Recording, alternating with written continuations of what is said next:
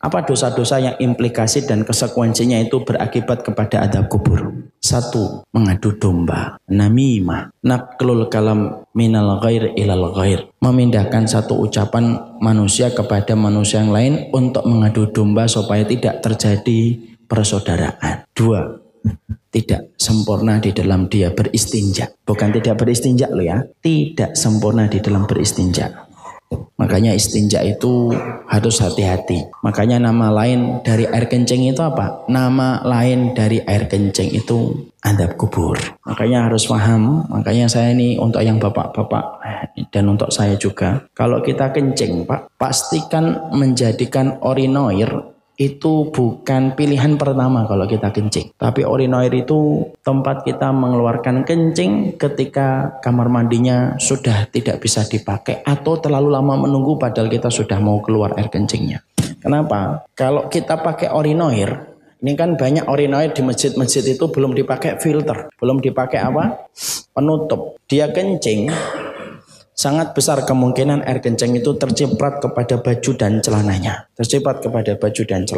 Ironisnya, orang ketika habis kencing di urinoir, kemudian dia pergi ke tempat wudhu, lalu dia pede bahwasanya di bajunya dan celananya itu tidak ada cipratan air kencing. Padahal kalau kita perhatikan, teknisnya orang ketika kencing di urinoir itu apa? Semakin rame urinoir itu, di belakangnya banyak orang, semakin dia akan menempelkan tubuhnya ke urinoir supaya tidak terlihat auratnya. Padahal kencing kalau sudah keluar dari laki-laki dewasa itu daya pentalnya itu sangat kencang. Kalau tidak percaya, Bapak perhatikan anak Bapak yang kecil umur 5 tahun, 4 tahun, 3 tahun. Saya kalau memperhatikan contohnya Ja'far umurnya 4 tahun, kalau kencing Pak umur 4 tahun itu kalau kencing cur itu cipratannya bisa jauh. Ming, ming, ming.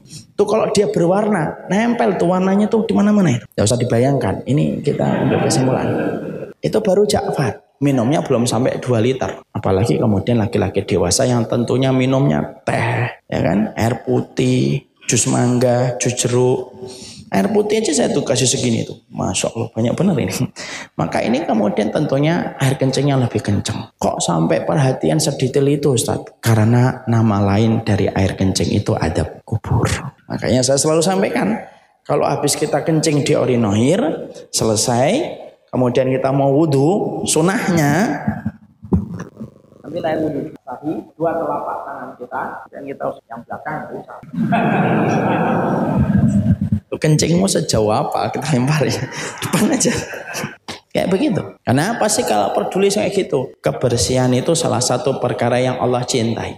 Jangan diremehkan kesucian. 40 anak tangga yang bisa menjadikan kita dicintai oleh Allah itu anak tangga pertama itu kesucian. Makanya maaf ya, Allah bedakan antara orang yang tidur dalam kondisi suci, Allah bedakan dengan orang yang tidur bukan dalam kondisi suci. Makanya dalam satu riwayat dari Amr bin As diceritakan, Allah itu kalau mendapati orang mukmin tidur, ruhnya dicabut oleh Allah dan mendekat kepada arsy-Nya Allah. Lalu ketika semua ruh sudah mendekat ke arsy-Nya Allah, Allah memberikan perintah, usjudu, semua ruh ini sujud sama saya. Lalu Allah bagi 2, ruh ini di sana, ruh yang ini di sini.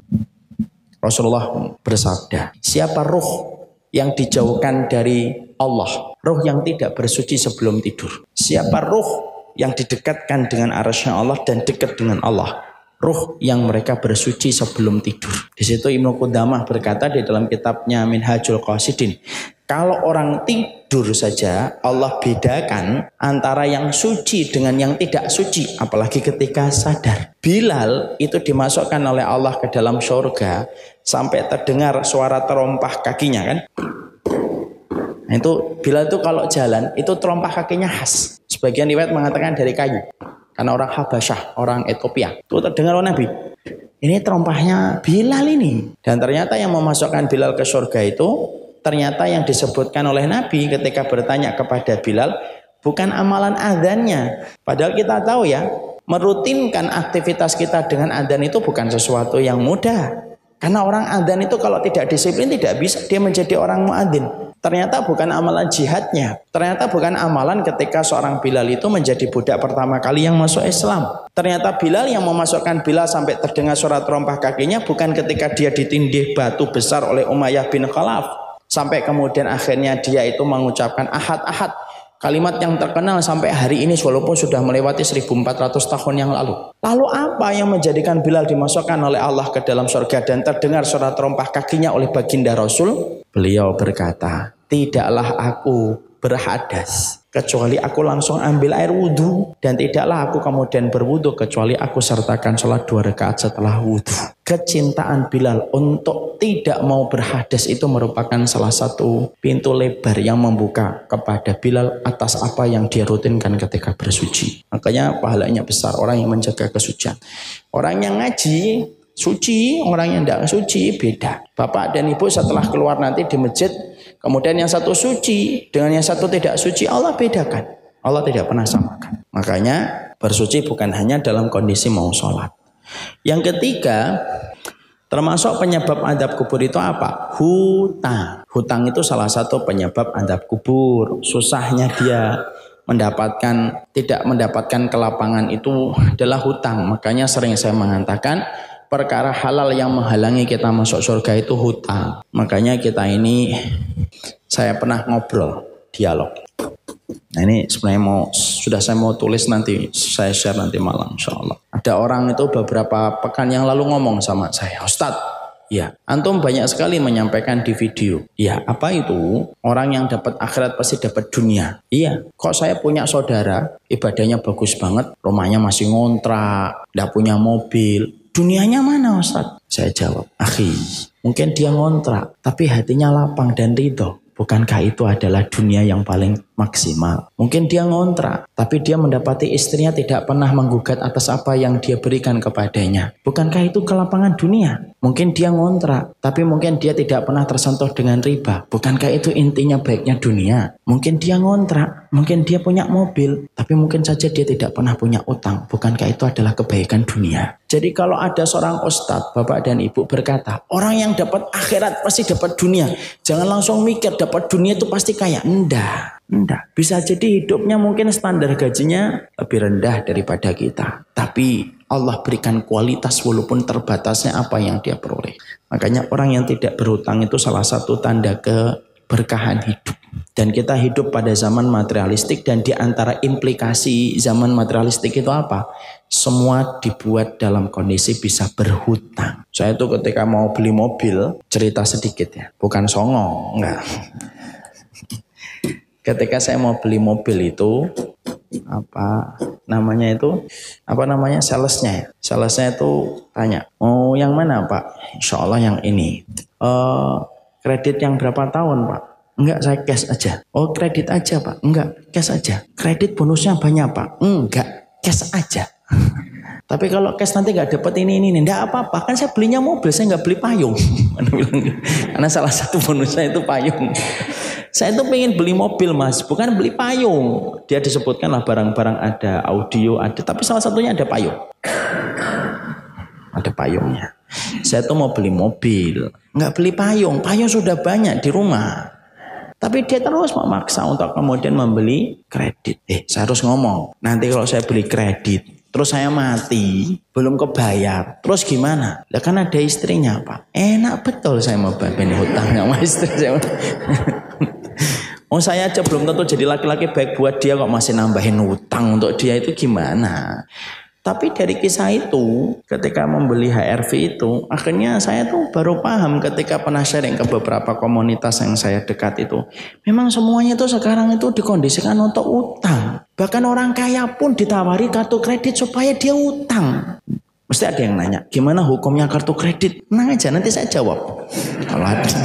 Kalau ada yang nanya. Maka kemudian dikondisikan tuh kayak gitu. Saya ini melihat bahwasanya pernah membaca sebuah hadis Rasulullah. Tanda keberkahan hidup kita itu kalau kita itu tidak punya utang. Yang ngomong bukan saya, cek aja di kitab. Kalau kemudian kita tidak percaya. Karena kalau kita tidak punya utang itu hidup kita jadi tenang. Terus gimana kita kalau punya rumah? Kalau kita tidak harus utang. Bapak dan ibu, rumah itu bukan ditentukan karena utang dan tidak utang. Ini contoh ya.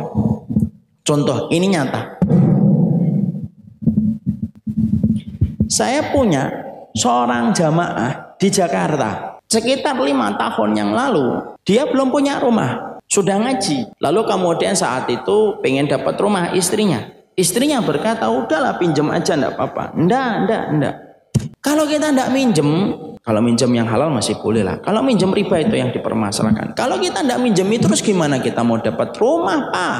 Kemudian dia berkata, saat itu saya enggak ngerti apa yang membuat saya itu bisa ngomong sama istri saya. Kalau rumah itu rezeki kita pasti dapat. Enggak bisa, harus ada ikhtiar. Suaminya jawab, ikhtiar itu bukan dari sesuatu yang haram. Terus gimana kita hidup? Ngontrak. Gimana kita ngontrak? Sabar. Ngontrak dulu aja. Ngontrak itu ternyata dapat rumah yang tidak bisa dikontrak kecuali 2 tahun sekaligus. Dapat kontrak 2 tahun. Habis kontrak lagi 2 tahun, 4 tahun. Kontrak lagi sudah 3 kali, 6 tahun. Pada tahun ke-6-nya itu baru memiliki rumah. Dia bilang, dulu kalau kita kredit pakai riba, juga dapatnya rumah ini juga. Cuma karena kita tidak yakin, kita ngambil shortcutnya. Karena riba itu terjadi apa? Karena pasti tidak yakin jalan halal itu akan mendekatkan rezeki. Seakan-akan yang haram lebih mendekatkan rezeki, yang halal itu menjauhkan rezeki. Ini cerita nggak saya loh. Salah satu jamaah di Jakarta. Padahal maaf ya Ustadz, kalaupun 6 tahun lalu saya ngambil kredit yang ada ribanya, ujung-ujungnya juga dapat rumah juga ini, tapi saya tetap juga masih bayar. Sebenarnya banyak saudara saya, mungkin dia setelah bayar panjang 10 tahun, itu sebenarnya memang rumah itu tuh ditakdirkan milik dia. Cuma karena dia nggak yakin dari awal, dia ngambil yang haram. Prosesnya lama, 10 tahun baru dapat. Padahal kalaupun dia tidak ngambil yang riba, itu pun akan dia dapetin. Cuma kita kadang-kadang lebih yakin kepada perkataan manusia daripada perkataan dan janjinya Allah. Wallahu a'lam bishawab. Makanya kalau bisa jangan berhutang, karena itu perkara halal tetapi memasukkannya susah ke surga, itu ya perkara halal. Maaf ya Bapak dan Ibu, sampai orang yang berjihad sekalipun kalau punya utang tertahan dia. Ada satu riwayat yang mengatakan kecuali mati syahidnya di lautan, utangnya nanti akan hilang. Itu pun hadis tersebut riwayatnya masih diperdebatkan oleh banyak ulama. Kalau urusan jihad yang menguras keberanian, menghabiskan ketakutan, taruhannya nyawa, cacat, kalau nggak membunuh dibunuh, kalau nggak disiksa menyiksa, itu ternyata saja bisa tertambat gara-gara hutang. Alangkah mubadirnya ibadah kita lalu tertahan gara-gara masalah utang. Kecuali utang yang kira-kira kita mampu membayarkan. Ustaz, saya hutang tapi insya Allah bisa bayar, silakan. Tapi jangan pernah berhutang pada satu kondisi yang kira-kira nantinya kita akan berat membayar. Dan tolong Bapak, saya dapatin satu riwayat. Kenapa orang itu kalau berhutang gampang, giliran bayar susah? Karena ada setan yang menggelayuti tangan kita ketika kita memiliki harta, supaya kita mengatakan, bulan depan aja bayarnya. Dan ternyata ada setan khusus Pak, yang menjadikan orang itu susah bayar hutang. Makanya termasuk sesuatu yang kadang-kadang orang kan berkata apa? Kalau hutang sama orang kaya, dengan asumsi dia itu hartanya banyak, kita mengakhir-akhirkan, itu sudah bentuk kedzaliman. Matul ghani dzulmun. Kamu mengulur-ngulur pembayaran kepada orang kaya ketika dia telah memberikan hutang kepada dirimu, maka itu kedzaliman. Sekarang konteksnya kalau kita yang memberi hutang, kok dia nggak bisa bayar, dia bukan nggak bisa bayar, dia nggak melaksanakan kewajiban, sudah jatah temponya, kita WA nggak dibales, kita telepon nggak diangkat, kita temui nggak ditemui, seakan-akan kita malaikat maut yang menyambut nyawanya. Maka kalaupun dia tidak membayar, ingat ada sebuah hadis, orang yang memberikan hutang kepada saudaranya, selama hutang itu tidak dibayarkan, maka selama itu orang tersebut dinaungi dengan keberkahan Allah SWT. Terus saya mengikhlaskan gitu Ustaz? Ya enggak juga. Kalau memang kamu enggak mau mengikhlaskan juga enggak apa-apa, karena memang itu haknya kita. Maka hutang ini ya tadi. Yang keempat, riba. Itu menyebabkan adab kubur. Nah, saya sampaikan. Adab riba itu Pak, saya sampaikan kemarin di Samila Series juga, yang ngikutin Samila Series kemarin pasti tahu. Ini ada harta riba 1M. Boleh dimanfaatkan atau tidak? Ini harta riba nih. Ini cek nih misalkan. Ini cek 1 miliar. Tapi ini riba. Ini hasil dari riba. Karena saya punya tabungan Ustaz. Tabungannya berapa? Tabungan saya ratusan M Ustaz. Nah, itu bunganya, Masya Allah, luar biasa. Nih 1 M. Boleh nggak mempergunakan ini? Siapa yang mengatakan boleh? Angkat tangan. Oke, nggak boleh. Boleh Pak. Siapa yang mengatakan tidak boleh? Yang lain pada kemana? Siapa yang mengatakan boleh? Angkat tangan. Semua yang tunjukkan sikapnya. Siapa yang mengatakan boleh dimanfaatkan? 1, 2, 3, 4, 5, 6, 7. Boleh dimanfaatkan. Siapa yang mengatakan tidak boleh dimanfaatkan? Ini jawabannya dua-duanya benar. Bagi yang mengatakan boleh dimanfaatkan, ada syaratnya atau tidak Pak? Apa syaratnya? Apa? Untuk kepentingan umum yang tidak tersentuh langsung dengan kemaslahatan hidup manusia. Paham? Artinya apa? Bangun WC, sapi tanknya, godnya MRKR nih jebol. Pak Bambang buat pengumuman, ayo yang punya dana riba, saya mau membuat selokan. Ya, terus kemudian talang air itu para ulama mempermasalahkan, enggak, talang itu berhajatan langsung dengan lantai nggak boleh, meja nggak boleh, gorengan apalagi. Walaupun di sini nggak ada. Udah kajiannya 1:30 nggak ada makan siang. Bercanda. Oke, kemudian nggak boleh. Perhatian Pak, apa yang kita ambil pelajaran Pak? Pelajarannya adalah mempergunakan harta riba pun tidak semua ulama sepakat boleh. Sebagian besar ulama mengatakan dibiarkan, tidak usah dimanfaatin 1 miliar itu. Biarin 1 miliar itu. Loh kenapa? Karena harta ini diperangi oleh Allah dan Rasulnya. Kalau kita ngambil separuhnya memperbolehkan. Tapi itu pun dengan syarat apa? Di tempat-tempat najis dan tempat-tempat yang tidak tersentuh dengan hajat langsung kepentingan manusia. Apa yang kita pahami? Senajis itulah harta riba sampai harus ditempatkan di tempat yang najis dan tidak boleh di tempat yang baik. Paham tentang riba? Nah, itulah riba. Itu nomor berapa itu? 4. Nomor 5. Orang yang berzina dan tidak bertobat sebelum zinanya itu. Sebelum dia meninggal dunia. Ini termasuk orang yang kemudian mereka itu adabnya adab kubur yang berat. Makanya saya sudah pernah nyampaikan di beberapa poin sebelumnya. Ada orang-orang yang mereka itu nanti ditaruh di dalam tanur. Tanur itu apa? Periuk yang gede banget. Dan periuk itu diisi sama para pezina yang tidak bertobat dari zina yang dia kerjakan dan dia lakukan. Setelah pezina, siapa termasuk yang kemudian diadab di dalam adab kubur yang berat itu? Yaitu adalah mereka-mereka yang menjadi munafik secara i'tiqadi. Mereka munafik i'tiqadi itu dohirnya Islam, tapi hatinya benci banget sama Islam. Mereka dohirnya kalau ditanya agamamu apa sih? Muslim. Tapi ternyata mereka benci sama syariat Allah. Itu pun sama.